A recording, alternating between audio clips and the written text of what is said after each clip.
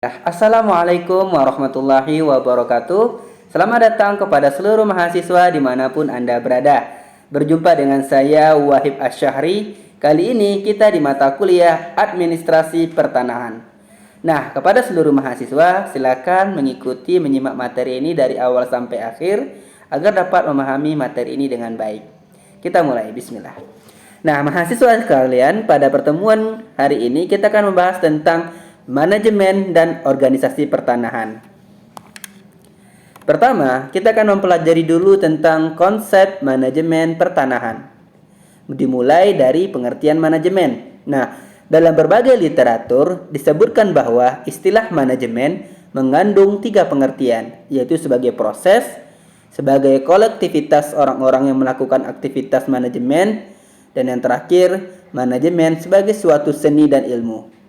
Nah, menurut pengertian yang pertama, manajemen sebagai suatu proses, ada berbagai banyak penuturan para ahli. Nah, salah satunya kita ambil dari Encyclopedia of the Social Science, mengatakan bahwa manajemen adalah proses pelaksanaan suatu tujuan tertentu yang diselenggarakan dan diawasi. Selanjutnya, menurut J.R. Terry, sebagaimana dikutip, Suwarno Handayaningrat memberikan definisi manajemen sebagai suatu proses yang membeda-bedakan atas perencanaan, pengorganisasian, penggerakan, pelaksanaan, dan pengawasan dengan memanfaatkan baik ilmu maupun seni agar dapat menyelesaikan tujuan yang telah ditetapkan sebelumnya. Sementara itu, Haiman mengartikan manajemen sebagai fungsi untuk mencapai sesuatu melalui kegiatan orang lain dan mengawasi usaha-usaha individu untuk mencapai tujuan bersama. Nah, itu pengertian manajemen sebagai suatu proses. Kemudian kita lihat dari pengertian yang kedua, ya, di mana manajemen sebagai kolektivitas orang-orang yang melakukan aktivitas manajemen. Dengan kata lain, segenap orang-orang melakukan aktivitas manajemen dalam suatu badan tertentu. Kemudian dari pengertian ketiga, manajemen sebagai suatu seni dan ilmu berfungsi untuk menerangkan fenomena-fenomena, kejadian-kejadian, keadaan-keadaan, dan mencapai tujuan yang nyata, sehingga mendatangkan hasil atau manfaat. Nah, dari berbagai pengertian menurut ahli di atas, dari pengertian manajemen menurut versi pertama, kedua, dan ketiga, maka dapat kita simpulkan bahwa manajemen adalah seni dan ilmu perencanaan, pengorganisasian, penyusunan, pengarahan, dan pengerahan sumber daya manusia untuk mencapai tujuan yang sudah ditetapkan sebelumnya. Nah, bisa kita lihat aspek manusia menjadi peranan vital ataupun penting dalam aspek manajemen. Kemudian J.R. Terry mengemukakan bahwa unsur dasar sebagai sumber yang dapat digunakan untuk mencapai tujuan dalam manajemen adalah man, material, machine, methods, dan money. Man yaitu manusia, sebagai sumber daya manusia memiliki kemampuan untuk menggerakkan, mengarahkan, mengerjakan. Material alat-alat keperluan bahan-bahan. Mesin, teknologi yang digunakan. Metode ataupun cara apa yang digunakan. Dan money, uang ataupun finansial yang dibutuhkan. J.R. Terry juga mengelompokkan dan membedakan rangkaian kegiatan manajemen dalam 4 fungsi pokok. Yang pertama, menetapkan apa yang harus dilaksanakan oleh anggota-anggota organisasi dalam menyelesaikan pekerjaan. Nah, pada fase pertama ini perlu juga ditetapkan bagaimana cara melaksanakan pekerjaan yang harus dilaksanakan. Kegiatan dalam fase pertama ini lazim disebut perencanaan atau planning. Yang kedua, mendistribusikan atau mengalokasikan tugas-tugas kepada para anggota kelompok, mendelegasikan kekuasaan, dan menetapkan hubungan kerja antar anggota kelompok. Nah, kegiatan ini disebut pengorganisasian atau organizing. Yang ketiga, setelah kegiatan perencanaan dan pengorganisasian, perlu adanya penggerakan kelompok secara efektif ke arah pencapaian tujuan. Nah, kegiatan ini disebut penggerakan atau actuating. Dan yang terakhir, yang keempat, jika organisasi sudah bergerak atau berjalan, pimpinan atau manajer harus selalu mengadakan pengawasan supaya gerakan ataupun jalan organisasi sesuai dengan rencana yang telah ditetapkan, baik mengenai arah maupun caranya. Nah, kegiatan ini disebut pengawasan atau controlling. Nah, tampak bahwa manajemen adalah suatu proses, yaitu proses yang terdiri dari fungsi-fungsi dasar planning, organizing, actuating, dan controlling yang dilakukan secara berantai dalam arti Hasil kegiatan pengawasan dapat digunakan untuk dasar perencanaan, demikian pula sebaliknya. Istilah manajemen mengacu pada proses mengkoordinasi dan mengintegrasikan kegiatan-kegiatan kerja agar diselesaikan secara efisien dan efektif melalui orang lain. Nah, efisiensi merupakan bagian penting dari manajemen. Efisiensi mengacu pada hubungan antara masukan dan keluaran dan bertujuan untuk meminimalkan biaya-biaya sumber. Nah, efisiensi sering dirujuk sebagai melakukan segala sesuatu secara tepat. Nah, Suwarno Handayaningrat memaparkan lebih lanjut fungsi-fungsi manajemen dengan mengutip pendapat para ahli, ya, seperti Luther Gulich yang mengemukakan fungsi-fungsi manajemen yaitu organizing, staffing, directing, coordinating, reporting, dan budgeting. Sementara itu, fungsi manajemen menurut Kearns dan O'Donnell adalah planning, organizing, staffing, directing, dan controlling. Nah, kita akan jelas 4 saja. Yang pertama adalah planning atau perencanaan. Proses ini mencakup proses untuk merumuskan sasaran atau mendefinisikan tujuan, menetapkan suatu strategi pencapaian sasaran, dan menyusun rencana guna mengintegrasikan dan mengkoordinasikan kegiatan-kegiatan. Yang kedua, pengorganisasian. Nah, fungsi ini mencakup proses untuk menentukan tugas yang harus dikerjakan, siapa yang harus mengerjakan, bagaimana tugas-tugas itu dikelompokkan, siapa melapor kepada siapa, dan pada tingkat mana keputusan harus diambil. Yang ketiga, penggerakan ataupun pelaksanaan. Nah, fungsi ini meliputi kegiatan memotivasi bawahan, mengarahkan, menyeleksi saluran komunikasi yang paling efektif, dan menyelesaikan konflik ataupun pertentangan di antara anggota-anggota. Yang terakhir, pengawasan ataupun pengendalian. Fungsi ini mencakup pemantauan kegiatan-kegiatan untuk memastikan bahwa semua orang mencapai apa yang telah direncanakan dan mengoreksi penyimpangan-penyimpangan yang signifikan. Nah, kita masuk kepada pengertian pertanahan. Pertanahan merupakan kebijaksanaan yang digariskan oleh pemerintah dalam mengatur hubungan hukum antara tanah dan orang sebagaimana yang ditetapkan oleh Undang-Undang Dasar 1945 dan dijabarkan dalam Undang-Undang Nomor 5 Tahun 1960 tentang Undang-Undang Pokok Agraria. Nah, istilah pertanahan sering disamakan dengan istilah agraria, padahal keduanya mengandung arti yang berbeda. Agraria berasal dari bahasa Latin ager yang berarti tanah atau sebidang tanah. Menurut Kamus Besar Bahasa Indonesia, agraria berarti urusan pertanian atau tanah pertanian dan juga urusan pemilikan tanah. Di Indonesia, istilah agraria di lingkungan administrasi pemerintahan dipakai dalam arti tanah, baik tanah pertanian maupun non-pertanian. Nah, selanjutnya sebagai bahan perbandingan, kita jelaskan juga mengenai pengertian tanah atau land dalam perundang-undangan negara lain. Kali ini kita ambil dari National Land Code Malaysia tahun 1965 pada pasal 5, yang dimana pengertian tanah meliputi yang pertama, permukaan bumi itu dan segala zat yang membentuk permukaan itu.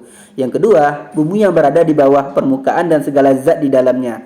Yang ketiga, semua tumbuh-tumbuhan dan hasil alam lainnya, baik yang memerlukan penggunaan tenaga kerja secara berkala maupun tidak, baik yang berada di atas maupun di bawah permukaan. Yang keempat, segala sesuatu yang melekat pada bumi atau melekat secara tetap pada suatu benda yang melekat pada bumi, baik yang berada di atas maupun di bawah permukaan. Dan terakhir, daratan yang tertutup air. Nah, ada persamaan hakiki pengertian tanah dalam arti yuridis seperti dijelaskan dalam Undang-Undang Pokok Agraria, yaitu yang dimaksud dengan land adalah permukaan bumi. Akan tetapi diperluas hingga meliputi juga hak atas tubuh bumi di bawah dan ruang udara di atasnya, serta dalam batas-batas keperluannya yang wajar. Berbeda dengan pengertian agraria dalam administrasi pemerintahan yang hanya mencakup arti tanah.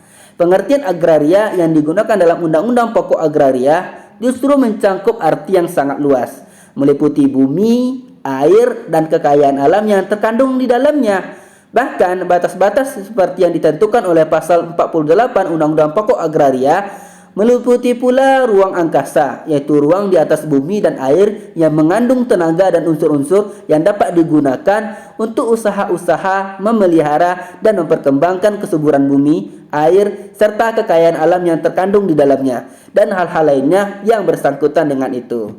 Nah, pengertian bumi meliputi permukaan bumi yang disebut tanah, tubuh bumi di bawahnya, serta yang berada di bawah air. Pasal 1 ayat 4 Junto pasal 4 ayat 1 Undang-Undang Pokok Agraria. Sementara itu, pengertian tanah meliputi permukaan bumi yang ada di daratan dan permukaan bumi yang berada di bawah air, termasuk air laut. Dengan demikian, dapat disimpulkan bahwa pengertian agraria lebih luas daripada pengertian tanah, sebab tanah hanya mencakup permukaan bumi, sedangkan agraria mencakup pula air, bahkan ruang angkasa. Nah, pembatasan pengertian tanah ini memiliki konsekuensi yuridis dan administratif. Artinya, secara yuridis administratif, masalah pertanahan berkaitan dengan hak-hak penguasaan atas tanah, permukaan bumi sampai ke pusat bumi, sebagai lembaga hukum dan hubungan-hubungan hukum konkret serta beraspek publik dan perdata. Nah, hak-hak penguasaan atas tanah yang menjadi pokok masalah pertanahan memberi kewenangan kepada pemegang haknya untuk menguasai secara fisik tanah yang dihaki, atau untuk menggunakannya dan untuk melakukan perbuatan-perbuatan hukum tertentu dengan tanah yang bersangkutan. Kemudian kita masuk kepada konsep manajemen pertanahan. Manajemen pertanahan merupakan suatu usaha dan kegiatan suatu organisasi dan manajemen yang berkaitan dengan penyelenggaraan kebijakan pemerintah di bidang pertanahan dengan mengerahkan sumber daya untuk mencapai tujuan sesuai dengan ketentuan perundang-undangan yang berlaku. Jadi, yang dimaksud dengan manajemen pertanahan adalah upaya pemerintah di bidang pertanahan dalam menentukan dan mencapai sasaran dengan memanfaatkan sumber daya baik manusia maupun material melalui koordinasi dengan menjalankan fungsi-fungsi berikut. Ada planning atau perencanaan, kemudian executing atau pelaksanaan rencana, pelaksanaan rencana dalam mencapai tujuan melalui pengambilan keputusan, pengendalian sumber daya, atau pelaksanaan fungsi manajemen dan perintah-perintah. Yang ketiga ada organizing atau membentuk organisasi dan menata kelompok manusia serta hubungan satu sama lain. Yang keempat ada persuading, yaitu mendorong kelompok manusia tersebut untuk bekerja sama, berkomunikasi, memberi perintah, memberi laporan, menanamkan pengertian, penghargaan, gaji dan insentif. Kemudian yang kelima ada leading, yaitu kemampuan untuk memimpin. Dan yang terakhir yang keenam evaluating, yaitu memberikan penilaian melalui fungsi pengawasan berupa teguran agar tercipta suatu apresiasi baik bersifat persuasif maupun motivasi. Secara umum, kegiatan-kegiatan manajemen pertanahan yang dilaksanakan secara operasional dalam praktik sehari-hari meliputi yang pertama, merencanakan penyediaan dan penggunaan tanah. Nah, untuk menyusun rencana penyediaan dan penggunaan tanah, kantor pertanahan setempat menggunakan data pokok pertanahan sebagai sumber informasi utama. Yang kedua, ada pertimbangan aspek tata guna tanah. Nah, aspek tata guna tanah adalah studi tentang pengaturan dan penggunaan lahan untuk pembangunan berkelanjutan. Ini meliputi penataan, penggunaan, dan pengadaan lahan secara terencana. Nah, studi ini menghasilkan fatwa tata guna tanah sebagai panduan penggunaan dan perkembangan tanah. Kemudian yang ketiga ada pengadaan dan penataan penguasaan tanah. Nah, perencanaan penggunaan tanah berhubungan dengan penentuan hak atas tanah. Kewenangan yang diberikan pemerintah kepada individu atau badan hukum penting juga merencanakan legalitas hak atas tanah sesuai dengan penggunaannya. Kemudian yang keempat pengorganisasian. Nah, pengorganisasian adalah proses pengelompokan orang, alat, tugas, tanggung jawab, dan wewenang untuk mencapai tujuan tertentu dalam manajemen pertanahan.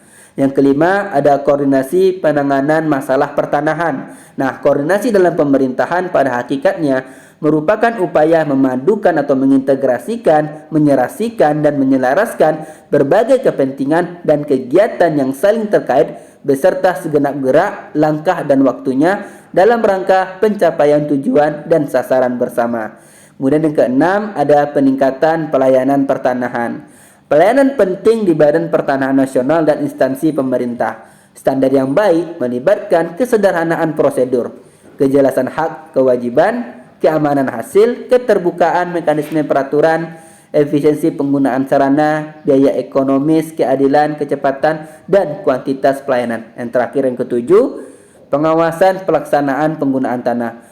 Setelah izin lokasi diterima, pengadaan tanah dilakukan sesuai Peraturan Presiden Nomor 36 Tahun 2005. Nah, pengadaan tanah dapat dilakukan oleh pemerintah maupun swasta. Nah, sementara itu, berdasarkan Undang-Undang Nomor 2 Tahun 2012 tentang pengadaan tanah untuk kepentingan umum, pada pasal 6 dinyatakan bahwa pengadaan tanah untuk kepentingan umum itu diselenggarakan oleh pemerintah. Nah, pengadaan tanah untuk kepentingan umum berdasarkan pasal 5 Undang-Undang Nomor 2 Tahun 2012 bahwa pengadaan tanah tersebut dapat dilaksanakan setelah adanya ganti rugi atau setelah adanya keputusan hukum tetap dari pengadilan. Kemudian pengadaan tanah untuk kepentingan umum tersebut dilakukan oleh instansi pemerintah dimulai dari perencanaan hingga pelaksanaannya. Nah, sebagaimana dikutip sebelumnya, definisi manajemen pada intinya terkait dengan administrasi atau pemanfaatan sumber daya manusia. Demikian pula dalam manajemen pertanahan. Rangkaian kegiatan perencanaan, pengelolaan, pengorganisasian, dan pengawasan di bidang pertanahan tidak akan berlangsung secara efektif dan efisien apabila tidak ada sumber daya manusia. Nah, sumber daya manusia adalah daya yang berasal atau bersumber dari manusia. Daya di sini meliputi daya fisik, juga termasuk otak, ada nalar, watak ataupun kepribadian dan akhlak. Sehingga memenuhi sasaran yaitu kualitas seperti cerdas, terampil, mandiri, bertanggung jawab, kreatif, dan berorientasi ke masa depan. Nah, aparat dengan karakteristik seperti itulah yang menjadi sumber daya manusia yang diharapkan dapat berperan dominan dalam melaksanakan rangkaian kegiatan manajemen pertanahan. Faktor manusia dalam manajemen merupakan salah satu sumber daya yang amat strategis peranannya, terutama dikaitkan dengan fungsi utama kegiatan instansi pemerintah, yaitu memberikan pelayanan publik. Oleh karena itu, tidak dapat diabaikan bahwa manajemen pertanahan pun harus meliputi perencanaan sumber daya manusia yang akan melaksanakan kegiatan-kegiatan pelayanan publik di bidang pertanahan. Kita masuk ke materi mengenai kebijakan manajemen pertanahan. Nah, kebijakan manajemen pertanahan merupakan peraturan-peraturan yang mengatur kepentingan dan pola interaksi sosial berkenaan dengan penguasaan, pemilikan, penggunaan, dan pemanfaatan tanah. Landasan operasional dari kebijakan pertanahan adalah Undang-Undang Pokok Agraria yang kemudian dijabarkan dalam berbagai peraturan pelaksana yang sifatnya menjabarkan dan melengkapi ketentuan-ketentuan dalam Undang-Undang Pokok Agraria yang berkaitan dengan bidang-bidang manajemen pertanahan. Meliputi yang pertama penguasaan dan penatagunaan tanah, yang kedua hak atas tanah, yang ketiga pengukuran dan pendaftaran tanah. Yang harus menjadi pusat perhatian dari kebijakan manajemen pertanahan adalah kemampuannya untuk memenuhi keadilan bagi seluruh lapisan masyarakat dalam upaya perolehan dan pemanfaatan tanah sebagai kebutuhan yang esensial. Kemudian kebijakan manajemen pertanahan ditujukan untuk mencapai 3 hal pokok. Yang pertama, efisiensi dan pertumbuhan ekonomi. Ini dapat ditempuh berbagai pendekatan dengan mengacu pada aspek urgensi, konsistensi, dan risiko. Yang kedua, keadilan sosial. Misalnya peran tanah sebagai sarana penghidupan masyarakat. Dan yang ketiga, pelestarian lingkungan dan pola penggunaan tanah yang berkelanjutan, seperti tersedianya peraturan tentang penggunaan tanah yang komprehensif, kemampuan menggali peran serta masyarakat dalam pengelolaan sumber daya alam. Nah, catur tertib pertanahan sebagai landasan operasional pelaksanaan manajemen pertanahan meliputi yang pertama, tertib hukum pertanahan untuk membantu hak-hak atas tanah dan mendorong pembangunan. Yang kedua, tertib administrasi pertanahan untuk memberikan layanan yang mudah dan cepat dalam pembangunan. Yang ketiga, tertib penggunaan tanah, yaitu untuk meningkatkan kemakmuran rakyat dengan mempertahankan kesuburan tanah. Dan yang keempat, tertib pemeliharaan tanah dan lingkungan, yaitu untuk mencegah kerusakan dan pencemaran. Nah, keempat aspek ini menjadi acuan dalam pelaksanaan manajemen pertanahan. Tertib hukum pertanahan, tertib administrasi pertanahan, tertib penggunaan tanah, dan tertib pemeliharaan tanah dan lingkungan. Kemudian, adapun fungsi dan tugas dalam manajemen pertanahan meliputi yang pertama penatagunaan tanah, yang kedua penataan penguasaan tanah, yang ketiga pengurusan hak atas tanah, dan yang keempat pengukuran dan pendaftaran tanah. Kita masuk ke penatagunaan tanah. Penatagunaan tanah adalah serangkaian kegiatan penataan, peruntukan, penggunaan, dan penyelesaian tanah secara berkesinambungan dan teratur berdasarkan asas manfaat, lestari, optimal, seimbang, dan serasi. Nah, penatagunaan atau perencanaan tanah itu disusun dengan memperhatikan berbagai keperluan, baik keperluan-keperluan negara, peribadatan, pusat-pusat kehidupan, maupun bagi perkembangan produksi, pertanian, industri, transmigrasi, dan pertambangan. Kemudian, perencanaan tata agraria harus didasarkan pada asas yang pertama, asas penggunaan ganda, terutama dalam mengatasi keterbatasan areal di wilayah dengan penduduk yang sangat padat. Yang kedua, asas produksi maksimal, yaitu untuk memperoleh hasil setinggi-tingginya. Dan yang ketiga, asas penggunaan optimal, yang dapat memberikan keuntungan ekonomis sebesar-besarnya tanpa merusak sumber alam itu sendiri. Nah, dalam praktiknya, perencanaan penggunaan tanah dibedakan antara perencanaan tanah pertanian di daerah pedesaan dan perencanaan tanah perkotaan. Asas penggunaan tanah di daerah pedesaan adalah asas lestari, optimal, serasi, dan seimbang atau disingkat LOS. Sedangkan untuk perencanaan daerah perkotaan adalah asas aman, tertib, lancar, dan sehat atau kita singkat dengan ATLAS. Pemeliharaan tanah penting untuk meningkatkan kesuburan dan mencegah kerusakan. Setiap orang atau badan hukum yang terkait dengan tanah memiliki kewajiban untuk memelihara tanah.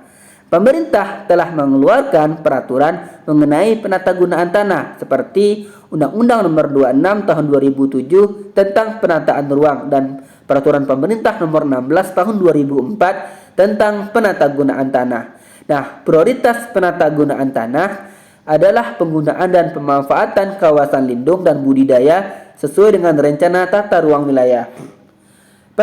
Penatagunaan tanah harus mengikuti asas keterpaduan, berdaya guna, dan berhasil guna, serasi, selaras, seimbang, berkelanjutan, keterbukaan, persamaan, keadilan, dan perlindungan hukum. Asas-asas ini memastikan penguasaan, penggunaan, dan pemanfaatan tanah yang harmonis.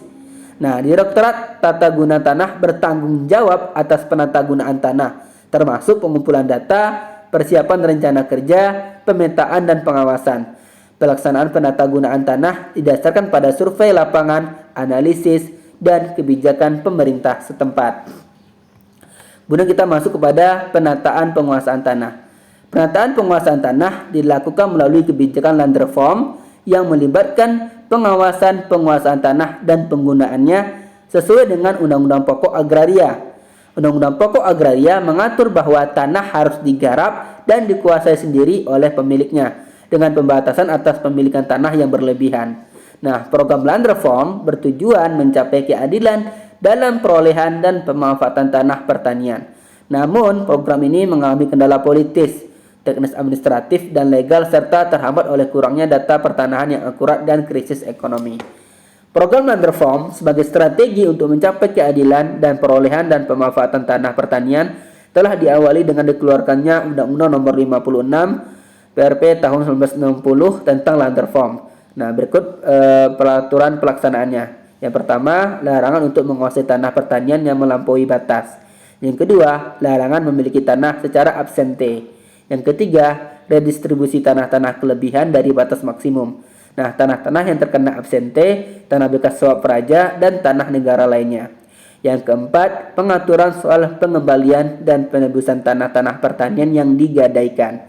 Yang kelima, pengaturan kembali perjanjian bagi hasil tanah pertanian. Dan yang keempat, penetapan batas minimum pemilikan tanah pertanian disertai larangan untuk melakukan perbuatan-perbuatan yang mengakibatkan pemecahan pemilikan tanah-tanah pertanian menjadi bagian-bagian yang terlampau kecil. Kemudian kita masuk kepada pengurusan hak atas tanah. Nah, fungsi administrasi pertanahan adalah mengatur hubungan hukum antara orang dan perbuatan hukum mengenai bumi ataupun tanah.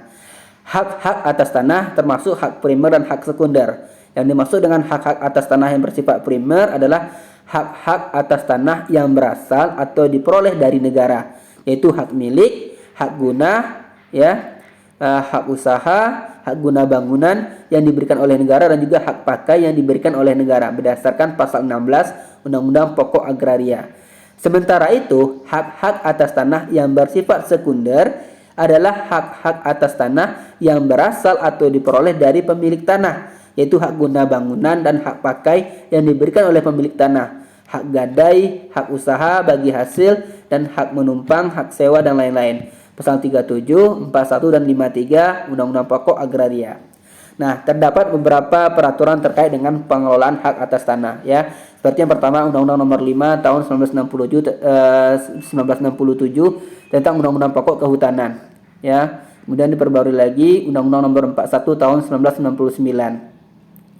Kemudian Perpu Nomor 1 Tahun 2004. Kemudian ada lagi Undang-Undang Nomor 16 Tahun 1985 tentang rumah susun, ya, diperbarui lagi menjadi Undang-Undang Nomor 20 Tahun 2011 tentang rumah susun, dan Undang-Undang Nomor 1 Tahun 2011 tentang perumahan dan pemukiman. Nah, ini bisa dilihat di slide yang telah saya tampilkan berbagai macam bentuk peraturan terkait dengan pengelolaan hak atas tanah. Kemudian kita masuk kepada pengukuran dan pendaftaran tanah. Nah, tugas utama pemerintah di bidang manajemen pertanahan sebagaimana diperintahkan pasal 19 Undang-Undang Pokok Agraria adalah untuk kepastian hukum. Nah, pemerintah mengadakan pendaftaran tanah. Secara tegas pasal 19 Undang-Undang Pokok Agraria menguraikan yang pertama, untuk menjamin kepastian hukum oleh pemerintah, maka diadakan pendaftaran tanah di seluruh wilayah Republik Indonesia menurut ketentuan-ketentuan yang diatur dengan undang-undang. Kemudian pendaftaran tersebut, ya, dalam ayat 1 pasal ini meliputi pengukuran, perpetaan, dan pembukuan tanah, pendaftaran hak-hak atas tanah, dan peralihan hak-hak tersebut, memberian surat-surat tanda bukti hak yang berlaku sebagai alat pembuktian yang kuat. Kemudian ketiga, ada pendaftaran tanah diselenggarakan mengingat keadaan negara dan masyarakat, keperluan lalu lintas sosial ekonomis, serta kemungkinan penyelenggaraannya menurut pertimbangan Menteri Agraria. Dan yang keempat, dalam peraturan pemerintah diatur biaya-biaya yang bersangkutan dengan pendaftaran termaksud dalam ayat 1 di atas, dengan ketentuan bahwa rakyat yang tidak mampu dibebaskan dari pembayaran biaya-biaya tersebut. Nah, pelaksanaannya dijabarkan dalam Peraturan Pemerintah Nomor 24 Tahun 1997 tentang pendaftaran tanah. Kegiatan ini merupakan tugas utama pemerintah dalam manajemen pertanahan, karena meskipun tidak ada permintaan dari masyarakat, pemerintah tetap harus melaksanakan pendaftaran tanah. Pengukuran dan pendaftaran tanah merupakan pelaksanaan dari pasal 19 Undang-Undang Pokok Agraria yang terdiri atas kegiatan-kegiatan. Yang pertama, pengumpulan dan pengelolaan data fisik yang meliputi kegiatan-kegiatan pengukuran dan pemetaan, pembuatan peta dasar pendaftaran, merupakan peta dasar untuk pembuatan peta pendaftaran tanah yang memuat titik dasar teknik dan unsur-unsur geografis. Kemudian penetapan batas-batas bidang tanah yang didasarkan pada kesepakatan pihak yang bersangkutan. Kemudian pengukuran dan pemetaan bidang-bidang tanah dan pembuatan peta pendaftaran dilakukan secara sistematis dan juga sporadis. Kemudian ada pembuatan daftar tanah, dan yang terakhir pembuatan surat ukur. Nah, surat ukur adalah dokumen yang memuat data fisik suatu bidang tanah dalam bentuk peta dan uraian. Kemudian yang kedua, pengumpulan dan pengolahan data yuridis serta pembukuan haknya. Nah, kegiatan pengumpulan data yuridis dibedakan antara pembuktian hak-hak baru dan hak lama. Yang ketiga, ada penerbitan sertifikat. Yang keempat, penyajian data fisik dan data yuridis. Dan yang kelima, penyimpanan daftar umum dan dokumen. Nah, adapun asas-asas pelaksanaan pendaftaran tanah menurut Peraturan Pemerintah Nomor 24 Tahun 1997 terdiri yang pertama, asas sederhana. Dimaksudkan agar ketentuan-ketentuan pokok ataupun prosedurnya dengan mudah dapat dipahami oleh pihak-pihak yang berkepentingan, terutama oleh para pemegang hak atas tanah. Yang kedua, ada asas aman. Dimaksudkan untuk menunjukkan bahwa pendaftaran tanah perlu diselenggarakan secara teliti dan cermat, sehingga hasilnya dapat memberikan jaminan kepastian hukum sesuai tujuan pendaftaran tanah itu sendiri. Yang ketiga, asas terjangkau. Nah, keterjangkauan bagi pihak-pihak yang memerlukan, khususnya dengan memperhatikan kebutuhan dan kemampuan golongan ekonomi lemah. Pelayanan yang diberikan dalam rangka penyelenggaraan pendaftaran tanah harus bisa terjangkau oleh para pihak yang memerlukan. Dan yang keempat, ada asas mutakhir. Dimaksudkan kelengkapan yang memadai dalam pelaksanaannya dan kesinambungan dalam pemeliharaan datanya. Dua hal ini harus menunjukkan keadaan yang mutakhir. Untuk itu, perlu diikuti kewajiban mendaftar dan mencatat perubahan-perubahan yang terjadi di kemudian hari. Nah, asas mutakhir menuntut data yang tersedia di kantor pertanahan harus selalu sesuai dengan keadaan kenyataan yang ada di lapangan. Dan yang terakhir, yang kelima, asas terbuka. Mengandung arti bahwa data yang ada pada kantor pertanahan harus dapat diperoleh secara terbuka oleh masyarakat. Prinsip utama dalam pendaftaran tanah adalah untuk memastikan pemahaman yang mudah oleh pemegang hak atas tanah. Asas kemampuan juga diterapkan untuk memastikan kepastian hukum. Data yang tersedia di kantor pendaftaran tanah harus sesuai dengan keadaan sebenarnya di lapangan. Nah, pelaksanaan pendaftaran tanah melibatkan survei, pemetaan, pembuatan peta dasar, dan pemberian nomor registrasi pada properti. Keberadaan tanah dicatat dalam daftar tanah yang mencakup identifikasi dan nomor pendaftaran. Pemeliharaan data pendaftaran tanah penting ketika terjadi perubahan fisik ataupun hukum. Nah, pemegang hak wajib mendaftarkan perubahan tersebut pada kantor pendaftaran tanah. Data fisik dan yuridis yang tercantum dalam daftar umum hanya dapat diberikan kepada instansi pemerintah dengan permintaan yang jelas. Informasi tentang data lain dapat diberikan kepada pihak berkepentingan melalui surat keterangan pendaftaran tanah. Pemeliharaan data dan dokumen pendaftaran tanah diatur dalam ketentuan yang berlaku. Nah, dengan demikian, kegiatan pendaftaran tanah tidak hanya berhenti pada penyimpanan data dan dokumen. Pemeliharaan data pendaftaran tanah juga diperlukan ketika terjadi perubahan. Pemegang hak wajib mendaftarkan perubahannya pada kantor pendaftaran tanah. Nah, demikian materi kita pada hari ini tentang manajemen administrasi pertanahan. Nah, kepada seluruh mahasiswa, silakan mencari literatur tambahan baik di buku maupun artikel jurnal untuk memperkaya pengetahuan kita terkait dengan materi pada hari ini. Dan saya mohon maaf atas segala kekurangan, salah dan khilaf. Terima kasih. Saya akhiri. Assalamualaikum warahmatullahi wabarakatuh.